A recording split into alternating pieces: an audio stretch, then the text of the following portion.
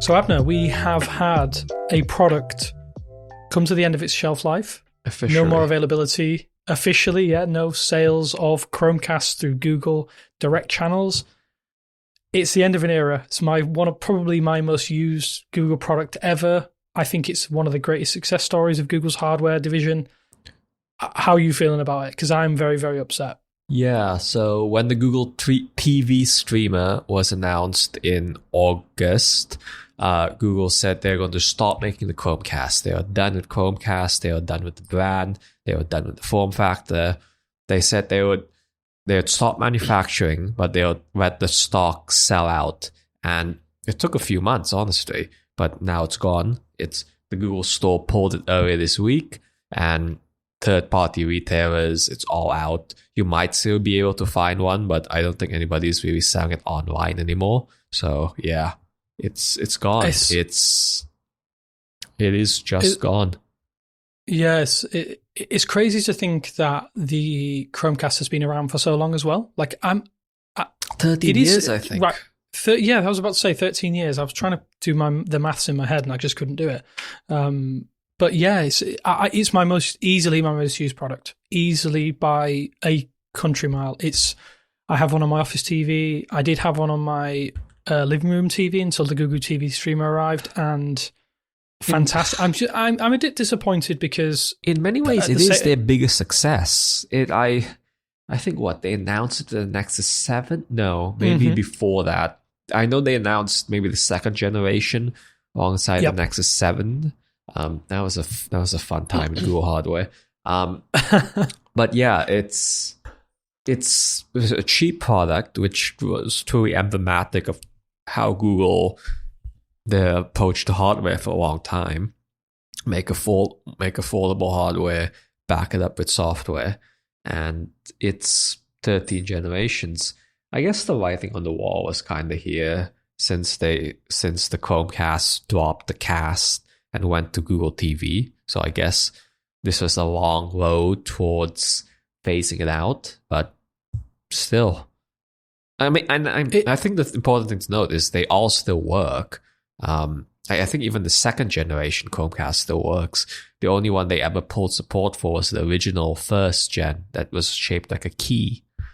Yeah, I still have one in a drawer somewhere, but I think there's still every so often there'll be an update for the original cast protocol, right? So I think that the some of the older ones still technically get updates very rarely, but very rarely. Obviously we don't know specifically when Google is going to stop supporting the Chromecast with Google TV, but I don't think it'll be for quite a while. I'm guessing because it's effectively the same platform. We're still waiting on the Android 14 update, so that's a good sign. Yeah. So if you do happen to pick one up discounted, I think it's a good product. Yeah, it's like $20 right now. Yeah, $20. I mean, I used the 4K one from 2020. I wish I'd have picked it up in the snow color. Is it blue? Blue is snow. Blue. Sky.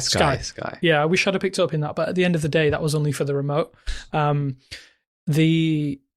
The dongle form factor, I think, is one of the things I'm very wary of, like Google just ditching completely, because I feel like my personal opinion is that they've kind of ceded ground to Amazon in that the Fire Stick is probably going to take. I mean, it already had a huge sales leap because of their pricing was really aggressive, but they can kind of dictate where the smart dongle, because it is technically Android based, right? Amazon Fire TV, so there's still.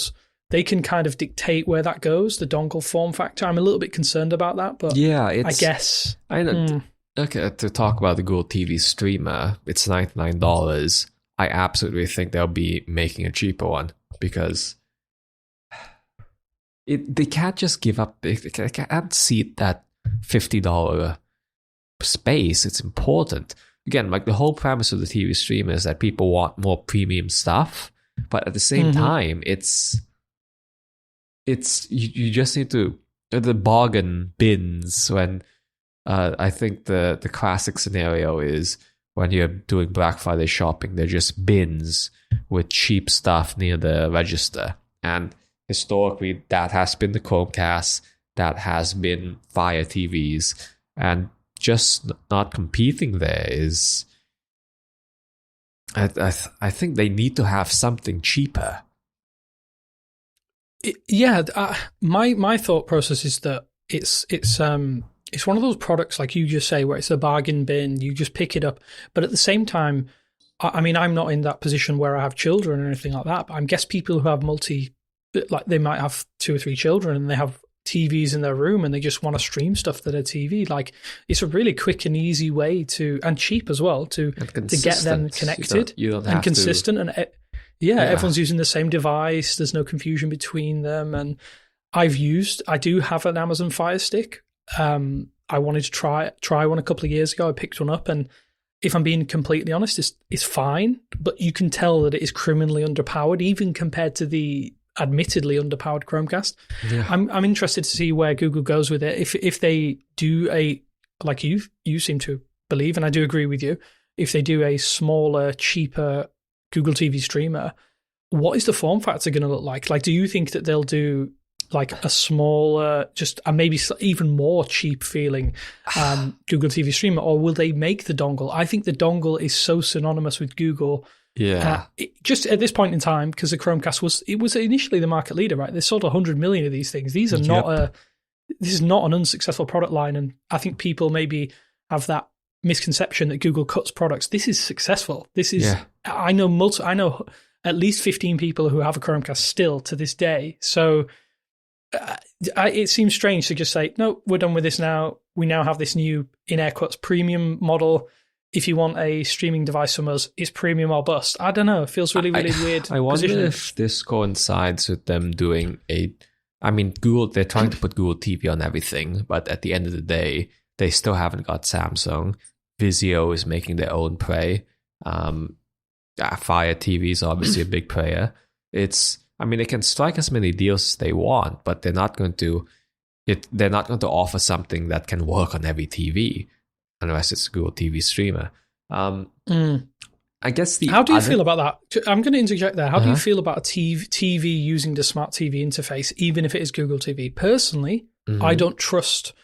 It could be Toshiba, Panasonic, Sony. I do not trust them to do the updates for it. No, that's why I think most people prefer to get a dongle, because you can just remove it and I don't even have my smart TVs connected to the internet. Yeah, I just want it to push the picture. I mean, does that fall into Google? I don't know. Where does it fall into Google's remit? What do you think? I think I think Google TV, they're going to try. Like, either they get the OS on every single television, or they sign these deals like they did with LG to bring Cast directly. But even then, like the point you made, like the advice I'd give to people is just to get a dongle, specifically the Google TV powered one with a remote.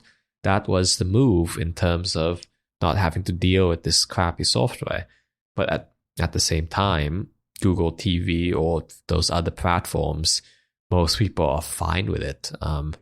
They'll grudgingly learn how to use their remote, their complicated remote, and they'll be off. But there's such a simplicity to recommend the Chromecast if you didn't like your smart TV, or after a few years and your TV got old, because they're still not using top of the line processors, honestly. You could just tell them, just buy this dongle. It's faster, it gets more updates, it's a more modern experience, a more consistent experience in your smart TV. And I think you raise a good point, because consistency is going to be huge if Google's going to continue to push these partner relationships. I do wonder. This is another almost existential kind of question: is Google trying to court these partners more so than creating a product of their own that almost, I know I don't want to say cuts through these particular, in air quotes, brands. Are they trying to curry favor with these brands to have these long-term relationships and get their product into every single TV, which makes sense? I think it's push Google TV that way. Do you think it's a multi-phase approach? Yeah, absolutely.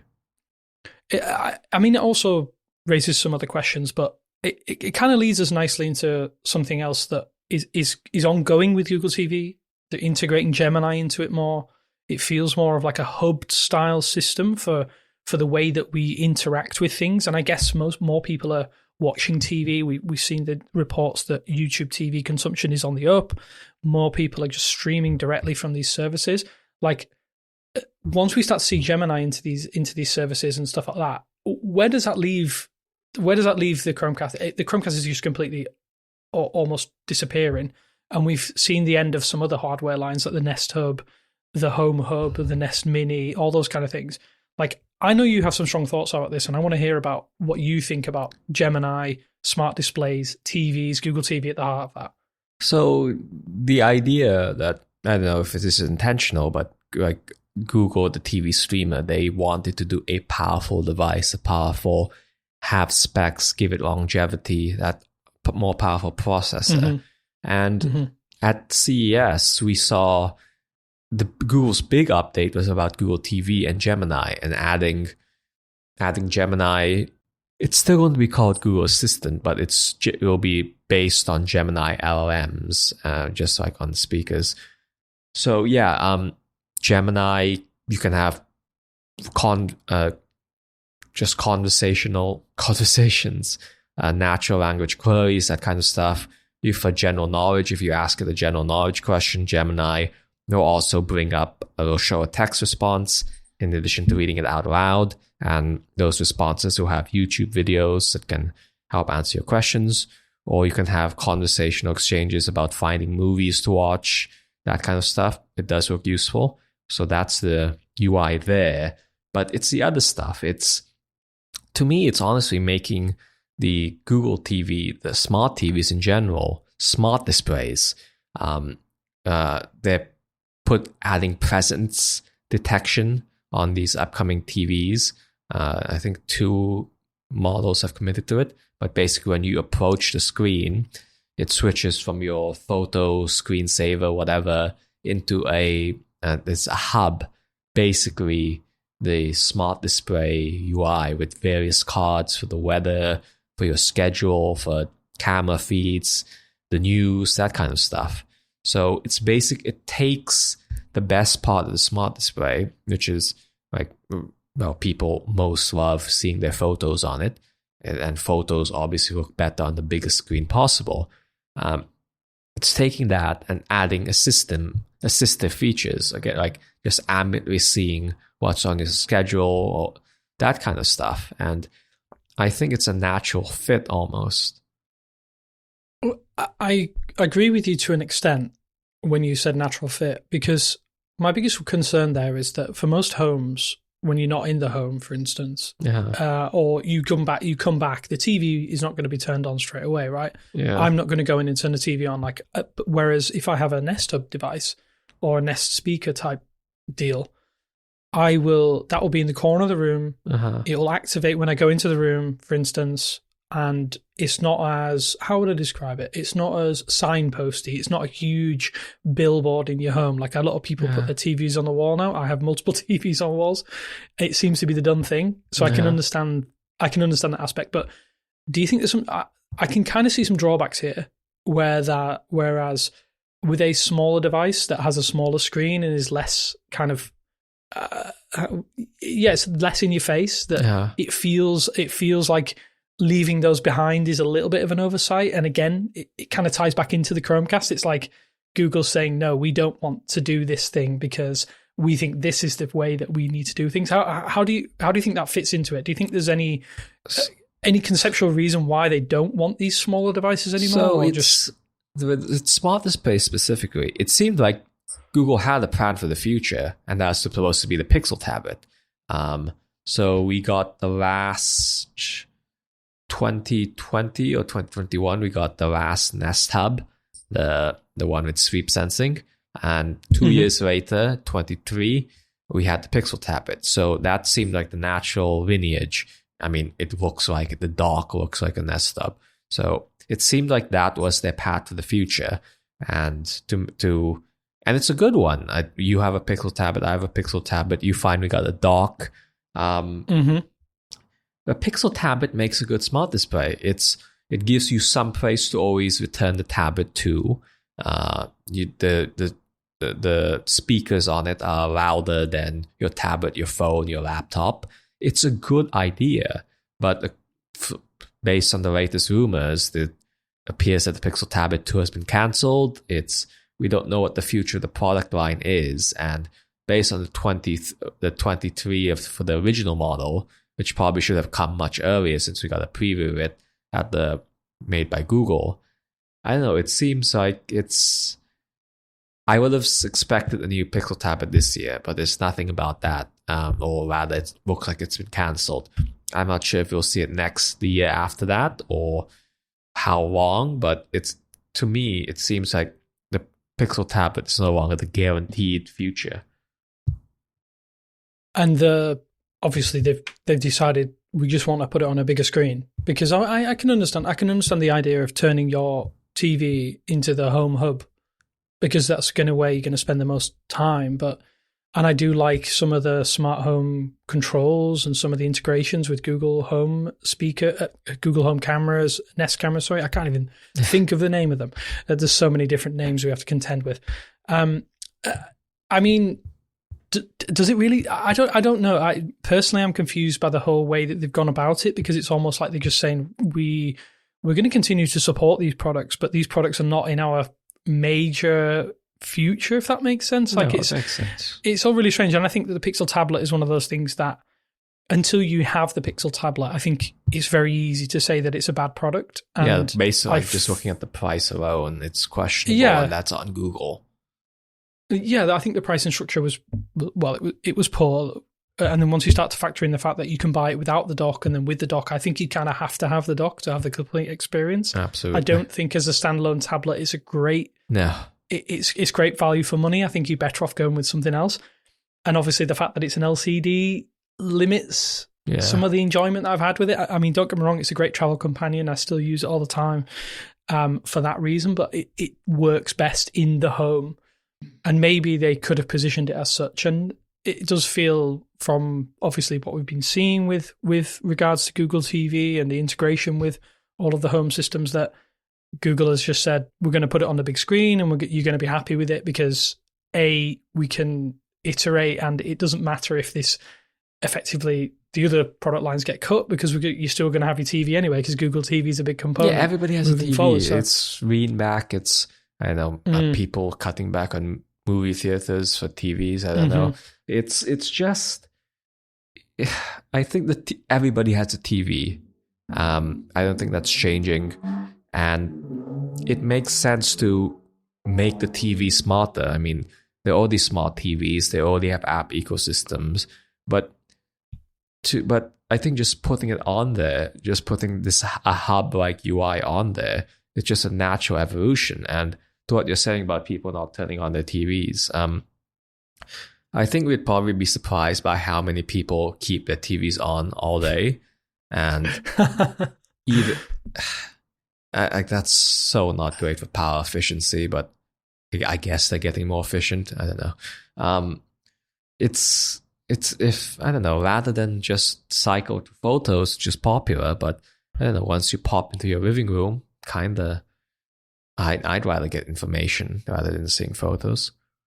Yeah, I guess when we boil it down to the ambient display screensavers that they already have on the Chromecast, and I know I keep banging the drum for the Chromecast, it's one of my favorite products.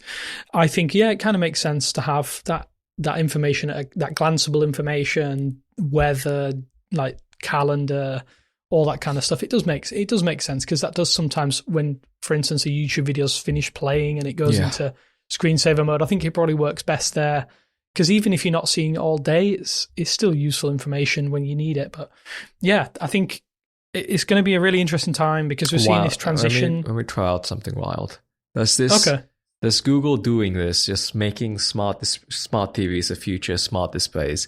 Does that mean that Google will make a TV, a Pixel TV? Well, I guess they'd be stupid not to call it Google TV, but. My God, can you imagine? Google TV. Yeah, can you imagine us having to differentiate the software versus the model? Okay, so let's start with one thing. TVs, they don't make money. They're cheap screens. You make the money back on ads, which I guess Google knows a thing or two about. But Apple rumored for years to make one. They've never done that. TVs are just cheap screens. it's, I think that what Sony, who makes, one company makes all this, one or two companies makes all the displays. It's not a high profit business.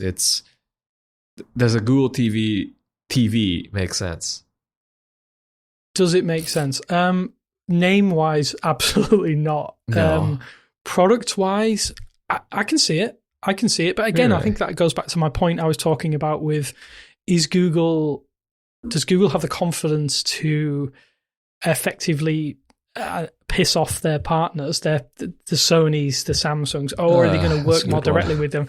Like, I get this impression that Google over the last couple of years has been a bit more, and I don't want to use the term subservient, but that's the only way I can describe it, to the partners that they have, Samsung, OnePlus, because and all of those brands for specific reasons, because obviously they have the vehicle, aka the core OS that runs on all these devices. And I do wonder if they're going to follow that same path with TVs and streaming devices in general. Like the Google TV streamer probably will sell quite well. I'm sure it has. It was difficult to get hold of when it first launched. I do wonder if they have said, okay, with regards to all of these, we'll exit the market at the low end and only target an area of the market where we're not going to undercut our partners. But I don't think anybody makes money from that. It's like the Walmart On. I know that's popular in the US. I think there's like somebody actually makes it to the UK too. I think I said something like that. But I don't think there's that much money to be made on hardware.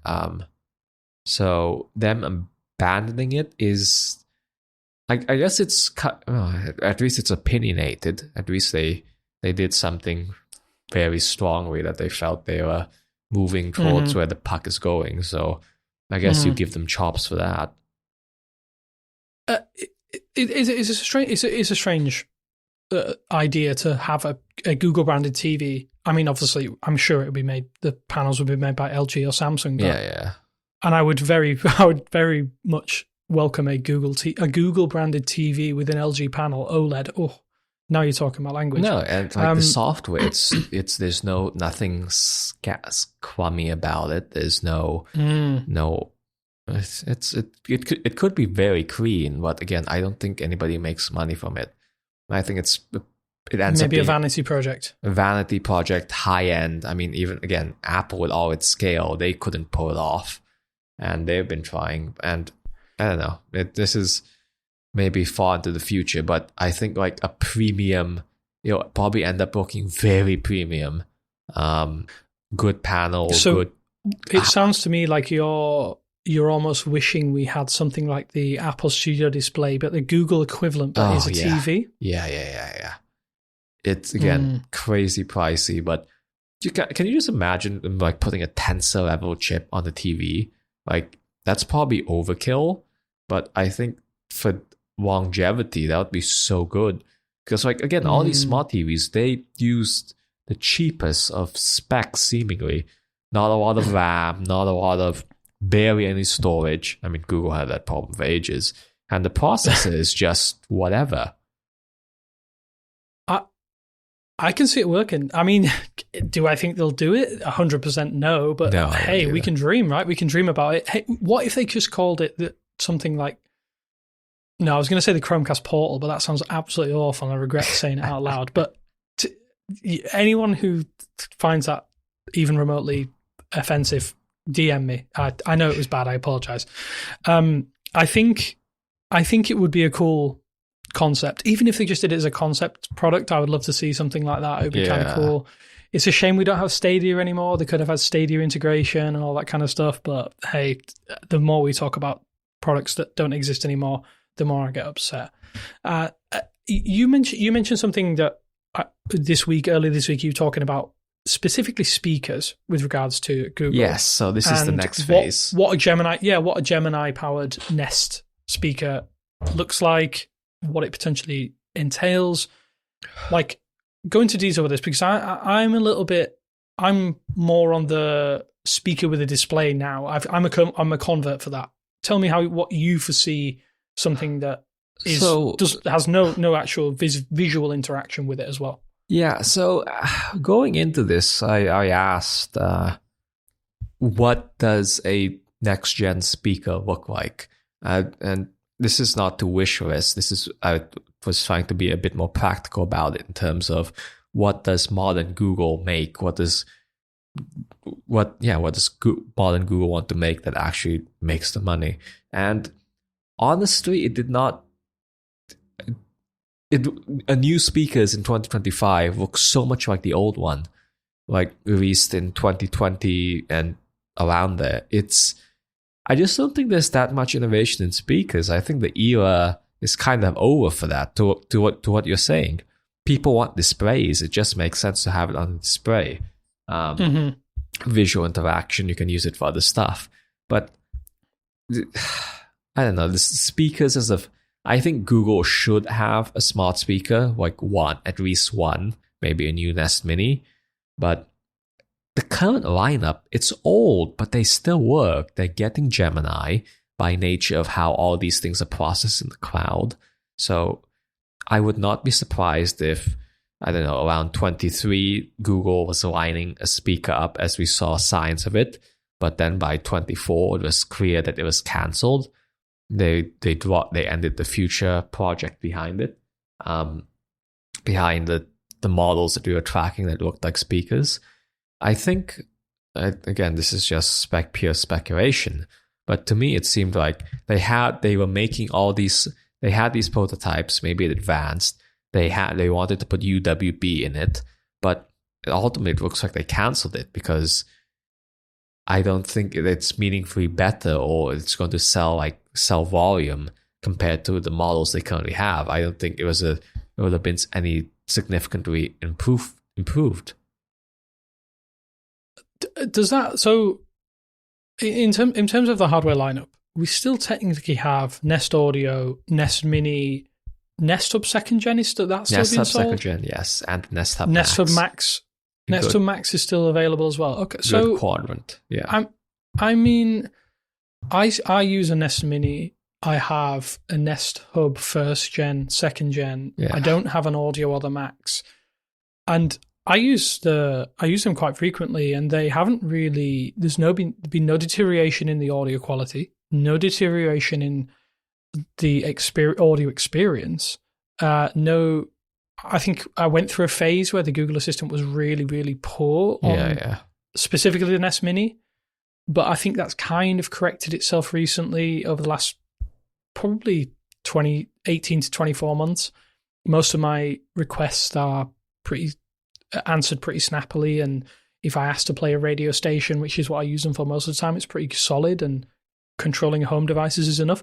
I don't think it needs to be anything spectacular in terms of like what you utilize them for. I'm very interested to see how Gemini rolls out globally. Obviously, I can't test it here in the UK unless I do some VPN magic, but I always think that if we can get a bit more contextualized conversations with these speakers, it's going to be great. But like you say, does that need a new form factor, or do we just use the existing ones and improve some of the hardware in them? I know that Apple is still continuing with their HomePod lineup, and they've made barely any improvements on the new versions. And I think Alexa still exists quite prominently. That has the zeitgeist. I think it's the meme, almost like the meme economy is overtaken by Alexa. But yeah, do you think we need something that's in between the Nest Mini and the Nest Audio, or maybe even to the Nest Hub Max that we had? That is discontinued now. So I don't know. Where do you foresee this potential product, if there is one, in the lineup? I mean, an upgraded Nest Mini, I feel like better speakers, better microphone, maybe put Thread in it. It's a cheap device. I don't think they stray beyond $50. I think it looks the same.